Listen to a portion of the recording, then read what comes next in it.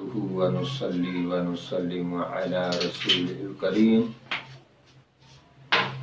أما بعد فأعوذ بالله من الشيطان الرجيم بسم الله الرحمن الرحيم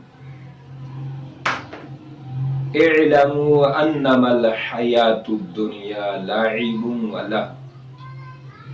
صدق اللہ العظیم اللہم صلی علی سیدنا و مولانا محمد وبارک وسلم وصلو علیہ۔ پیارے دوستو،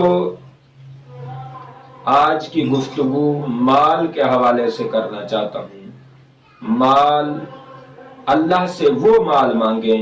جو اللہ کی رحمت سے جڑا ہوا ہو، اللہ کی رضا والا مال ہو۔ فَسَوْفَ يُحَاسَبُ حِسَابًا يَسِيرًا، ایسا مال مانگو جو دونوں جہانوں میں آسانی کا باعث ہو، جس کا جواب دینا انتہائی آسان ہو۔ اب دیکھیں قارون کتنا بڑا مالدار تھا، مالوں کے ڈھیر تھے اس کے پاس جو خزانوں کے سٹور تھے،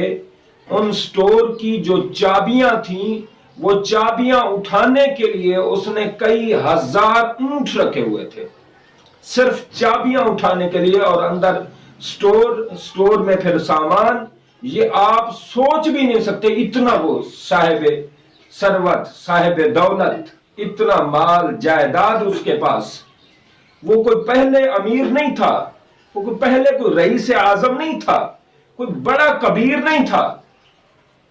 جناب حضرت موسیٰ علیہ السلام کے ساتھ رہا کرتا تھا، تو جناب موسیٰ علیہ السلام کے پاس رہ کر بچپن کی دوستی تھی، جناب موسیٰ علیہ السلام کے ساتھ وہ رہا،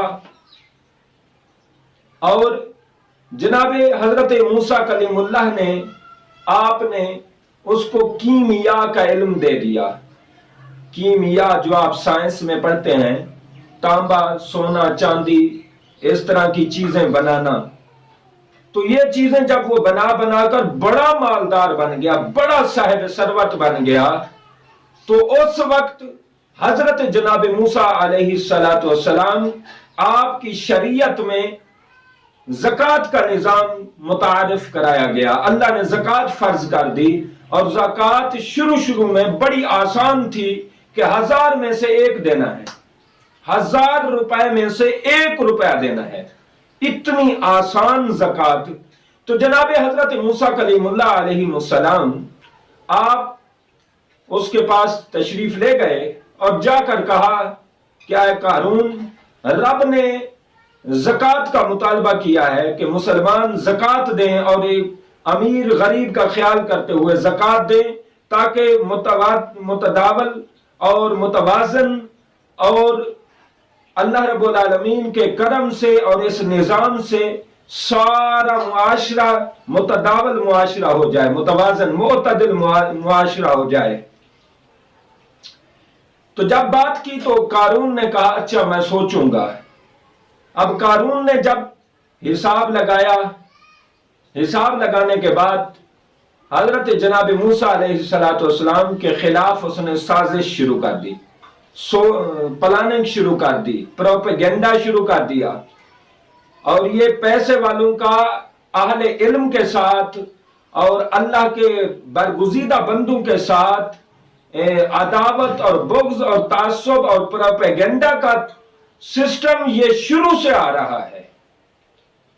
تو اس نے حضرت جناب موسیٰ کلیم اللہ علیہ السلام کے ساتھ پروپیگنڈا شروع کر دیا۔ کیسے کہ جب جناب موسیٰ علیہ السلام نے زکوٰۃ کا مطالبہ کیا تو اس نے جو ہے نا، وہ چونکہ رئیس اعظم تھا، بڑا امیر کبیر تھا، اس نے ساری عوام کو اکٹھا کیا۔ اور عوام کیا ہوتی ہے؟ عوام کل انعام، یہ ایسے ہی چل پڑتے ہیں پیسے والوں کے پیچھے، اندھا دھند چل پڑتے ہیں، چاہے وہ پیسے والا صاحب کردار ہو، صاحب دیانت ہو، صاحب حسن ہو، صاحب بصیرت ہو، صاحب علم ہو، یہ کوئی چیز نہیں دیکھی جاتی، کوالٹی نہیں دیکھی جاتی، ایڈجیکٹیو نہیں دیکھی جاتی، صفات اور خوبیاں نہیں دیکھی جاتی، عوام ایسے ہی چل پڑتی ہے پیسے والوں کے پیچھے۔ تو اس نے ساری عوام کو اکٹھا کیا اور پھر اس نے بات کی عوام سے کہ جناب موسیٰ علیہ السلام کو تم نبی تو مان چکے ہو، پیغمبر تو مان چکے ہو، اب یہ تم سے زکوٰۃ لینا چاہتے ہیں اور یہ تمہارا ہاتھ کا کمایا ہوا مال یہ زکوٰۃ کے نام پر ایک پلاننگ کر کے تم سے مال لینا چاہتے ہیں، لہٰذا تم حضرت جناب موسیٰ علیہ السلام کے خلاف ہو جاؤ اور باغی ہو جاؤ اور ان سے انحراف کر لو، ان کے ساتھ نہ رہو۔ حتیٰ کہ عوام نے کہا جی بالکل ٹھیک ہے، بالکل ٹھیک ہے، ہم کیوں اپنا مال ضائع کریں، ہر سال پھر یہ لینے لگ جائیں گے، یہ کون سی زکوٰۃ ہے، کوئی زکوٰۃ نہیں ہے۔ تو عوام بھی چل پڑی۔ حضرت جناب موسیٰ علیہ السلام آپ کو جب پتہ چلا، آپ نے اللہ کی بارگاہ میں دعا کی کہ مالک اس کے مال کو تباہ کر دے، اس کو تباہ کر دے۔ تو روایات میں آتا ہے، بزرگوں نے لکھا ہے کہ اس وقت یہ زمین کے اندر دھنس گیا۔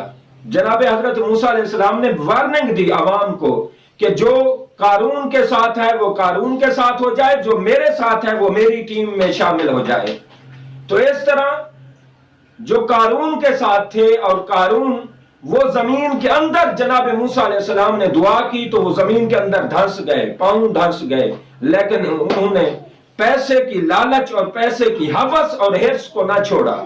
اور انہوں نے کچھ نہ سوچا۔ آخر کار پھر حضرت موسیٰ علیہ السلام نے دعا کی، اس طرح وہ زمین کے اندر دھنستے گئے، لیکن انہوں نے مال پر ہی نگاہ رکھی، رب ذوالجلال کی طرف نگاہ نہ کی، انہوں نے معذرت نہ کی، انہوں نے اعتراف جرم نہ کیا، نہیں بلکہ وہ ڈٹے رہے اور رب ذوالجلال نے پھر ان کو زمین کے اندر دھنس دیا، زمین کے اندر وہ دھنس گئے۔ پھر جب وہ زمین کے اندر دھنس گئے تو انہوں نے پھر اللہ رب العالمین کے حکم سے وہ دھنس گئے، تو لوگوں نے پھر باتیں شروع کر دی کہ جناب موسیٰ علیہ السلام نے شاید ان کا مال بٹورنے کے لیے، ان کا مال ہضم کرنے اور ہڑپ کرنے کے لیے انہوں نے یہ کام کیا ہے۔ لیکن رب ذوالجلال کے پیارے کلیم نے پھر ہاتھ اٹھایا، اللہ جیسا مال ہے اور مالک کی طرف چلا جائے، ہمیں ایسے مال کی ضرورت نہیں، ہمیں ایسی جائیداد کی ضرورت نہیں، ہمیں مالوں کے ڈھیر کی ضرورت نہیں ہے، ہمیں قناطیر المقنطرہ کی ضرورت نہیں، ذهب و فضہ کی ضرورت نہیں۔ جو مال اللہ کی طرف سے گمراہ کر دے، جو مال اللہ کی رحمت سے ہٹا دے، ہمیں ایسے مال کی ضرورت نہیں۔ مالک جہاں قارون چلا گیا وہاں اس کا مال بھی چلا جائے۔ تو مال بھی چلا گیا۔ تو قیامت تک حضور علیہ السلام فرماتے ہیں قیامت تک قارون زمین کے اندر دھنستا رہے گا، زمین کے اندر اس کا مال دھنستا رہے گا، قیامت تک وہ نیچے جاتا جائے گا۔ کہاں تک جاتا ہے یہ رب کا علم ہے۔ اب یہاں ایک نکتے کی بات کر دوں کہ یہ صرف آپ پر زکوٰۃ دینا مشکل نہیں، صدقات اور خیرات کرنا اور مال فی سبیل اللہ راہ للہ خرچ کرنا یہ آپ پر صرف دشوار نہیں، آپ سے پہلے والے لوگوں پر جہاں بھی زین للناس حب الشہوات من النساء والبنین والقناطیر المقنطرۃ من الذهب والفضہ والخیل المصومۃ والانعام، یہ مال کا خرچ کرنا ہر دور میں مشکل تھا، اس لیے کہ مال کی لالچ اور مال کی محبت ہر دل میں رب نے رچا اور بسا دی ہے۔ پھر رب نے امتحان شروع کیا کہ امتحان کیسا ہوتا ہے، پاس کیسے ہوتے ہیں۔ ایک تو یہ کہ مال بہت بڑی مشکل چیز ہے، فتنہ ہے، آزمائش ہے، امتحان ہے۔ تو رب سے جب بھی مانگیں، میں علم پر کیوں زور دیتا ہوں؟ اس لیے زور دیتا ہوں کہ جب بھی اللہ سے مانگیں تو اچھی چیز مانگیں، مال مانگیں تو طیب و طاہر مانگیں، مال مانگیں تو حساب یسیرہ والا مانگیں، مال مانگے تو صدیق والا مانگے، مال مانگے تو عمر والا مانگے، مال مانگے تو عثمان والا مانگے، مال مانگے تو علی والا مانگے۔ یہ قارون، فرعون اور نمرود اور یزید جیسا مال نہیں چاہیے، تخت نہیں چاہیے، دولت نہیں چاہیے، جائیداد نہیں چاہیے جو ہمیں رب سے ہٹا دے، ایسی کوئی چیز نہیں چاہیے۔ ہمیں طیب و طاہر مال، جب بھی اللہ سے دولت مانگے، مال مانگے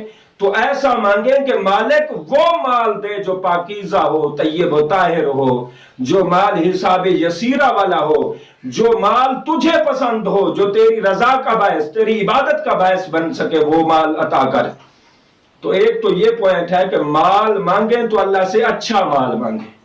اور مال ہر دور میں گمراہ کرتا رہا لوگوں کو۔ اور دوسرا پوائنٹ یہ ہے کہ یہ مالدار جو اہل علم اور اہل فضل کے ساتھ جو یہ پروپیگنڈا کرتے ہیں، سازشیں کرتے ہیں، یہ شروع سے آ رہی ہیں۔ اب جن کے پاس مال ہے، دولت ہے، وہ اپنے اندر نگاہ کریں اور اپنے گریبان میں جھانکیں کہ ہمارا مال کہیں علم والے، صاحب فضل، صاحب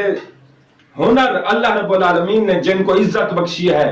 اللہ رب العالمین نے جن کو منبر و محراب کا وارث بنایا ہے، اللہ رب العالمین نے جن کو فضل عطا کیا ہے، کیا ہم ان کے خلاف پلاننگ تو نہیں کر رہے؟ اگر ہم اس طرح کی کوئی پلاننگ کر رہے ہیں امام کے خطیب کے ساتھ، اہل علم کے ساتھ، علماء کے ساتھ، اولیاء کے ساتھ، اہل فضل کے ساتھ، اگر ہم اس طرح کی سازش کر رہے ہیں تو پتہ چلا کہ آپ کے مال میں فرعونیت کی ہوا ہے اور فضا ہے، اور نمرود کی سازش اس میں شامل ہے، اور یزید اور طرح طرح کے ابو جہل، ابو لہب جیسے لوگوں کے آپ کے مال میں اثرات اور جراثیم نظر آتے ہیں۔ اور اس میں آخری پوائنٹ یہ ہے، ہم تلک الرسل فضلنا بعضهم علی بعض، اللہ کے رسول، اللہ کے پیارے نبی، ہر رسول آئے لیکن ان کو شانیں، عظمتیں، عزتیں رب نے مختلف عطا کی، یہ قرآن سے ثابت ہے۔ ہم کسی نبی کو ادنا نہیں سمجھتے، حقیر نہیں سمجھتے، لیکن ہمارے نبی کی جہاں فضیلت ہے، جہاں آقا علیہ السلام کو رب نے شان علیحدہ امتیازیت اور انفرادیت عطا کی ہے، ہم اس سے انحراف بھی نہیں کر سکتے۔ آقا علیہ السلام سے پہلے جتنے انبیاء کرام آئے، انہوں نے اس طرح کی دعائیں کی جیسے موسیٰ علیہ السلام نے کی کہ وہ قارون زمین کے اندر دھنس گیا، لیکن آقا علیہ السلام کے دور میں ابو جہل، ابو لہب اور اس طرح کے بڑے بڑے کافر اور ان کی اینڈ کمپنیاں رہے، لیکن آقا علیہ السلام نے کبھی دعا نہیں کی تھی، کبھی اس طرح کی خلاف واقع دعا نہیں کی کہ وہ زمین کے اندر دھنس جائیں، تباہ ہو جائیں، برباد ہو جائیں۔